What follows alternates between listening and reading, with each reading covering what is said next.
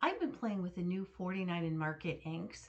They are reactive inks and they are a whole lot of fun. I'm going to show you 3 techniques that I've discovered using these inks that will take them to the next level for you.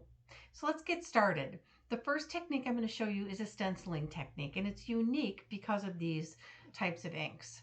So I'm taking 3 shades from these new inks, and I will show you all the colors that I've used in the description box underneath my video.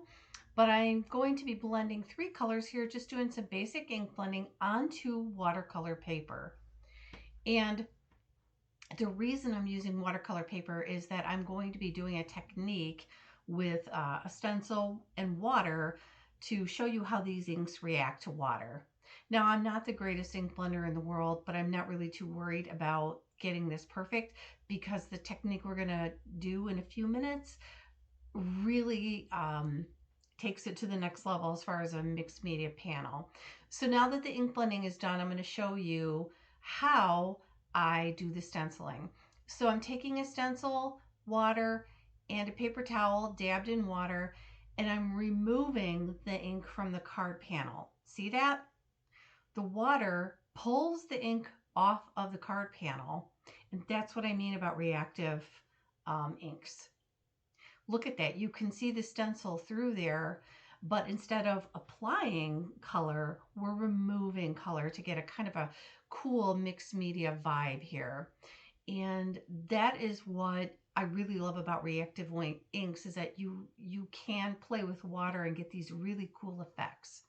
So now I'm just going back in and I'm actually now adding ink with the same stencil, just because I think it's really cool to get that mixed media effect. So grab a stencil, water, and your ink and try this technique, and you can build a whole lot of backgrounds very simply, but look at what an impact that has. Beautiful. So the second technique is watercoloring. So yeah, you can watercolor with these inks. So this is one panel I've already done with some of the inks from the 49 in Market line, which are beautiful, by the way. And what I'm going to do now is I'm going to watercolor a new panel so you can see how they work. I'm using watercolor paper, my paintbrush, and some water. And then I'm going to take the inks and apply them directly to my to my glass media mat. Now you could water with the reinkers that you can buy with this set as well. I don't have the reinkers, so I'm just going to watercolor with the inks themselves. You can see me placing the color on the panel. The watercolor paper is dry, so I just dabbed my paintbrush in water and then dipped it into the color and started watercoloring, kind of going along the color wheel so that I knew the colors would blend well together. So you can see that some of the colors are a little bit light and some of them are very bold, but they work really, really well together. So while I am doing this, I want you to see the process so you can see how the inks work, but I'm going to play some music so you can sit back and enjoy the watercoloring.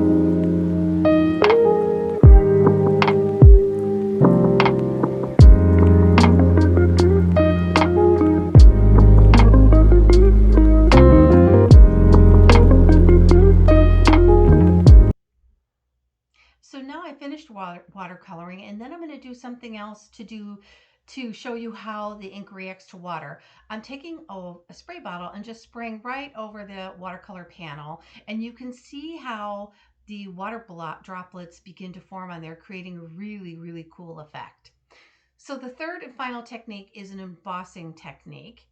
So basically, this is what I'm doing. I'm taking a card panel that I've inked up, doing an ink smushing technique. And what I'm going to do is I'm going to add some of the ink to the embossing folder and get even more dimension and color using these reactive inks. So I'm applying ink right onto one of the sides of the embossing folder. Then I spray the card panel with water because I feel like it does better in the going through the embossing process. And now I've run it through my die cut machine, and look at all that gorgeous depth and color that you get. Very, very simple process. And now I'm going to take some ink and go over the raised areas of the embossing folder with more ink just to help the raised areas pop off the page a little bit more. Look at all the different colors that are coming out. That on the card on the left, I only used 3 inks. And on the card on the right, I only used 2 inks. But look at the depth that you get from that. It's just beautiful. So here are all the panels that I have done playing with the 49 in Market reactive ink. So here are some that I watercolored and then added some water splatters to it. This is the one that I showed you where we did the stenciling techniques by removing color and adding color. This is just one where I just did some ink smushing and then I took the same color and stamped a leaf onto it. Same thing here, except that then I also embossed it. So I wanted to show you the variety of things that you can do with these inks. And the colors are absolutely incredible. They're just so, there's some very soft colors, but there's some very bold colors. And because they are reactive inks, there's a lot you can do with them. Here's another one using an embossing folder. This is one where I just did some inking in the background and then just stamped an image over it. Very simple. These were just done on my jelly plate. Look at how cool that is. And I showed you this one earlier with the embossing. And then this is a card that I completed using the new Echoes in Time collection from 49 in Market, and then some of the inks. It's it turned out beautifully, and the colors coordinate together. The inks coordinate with a lot of their collections, which is absolutely awesome. So I'm so happy you joined me today, and I hope you learned some cool techniques. And remember to subscribe to my YouTube channel so you never miss a video.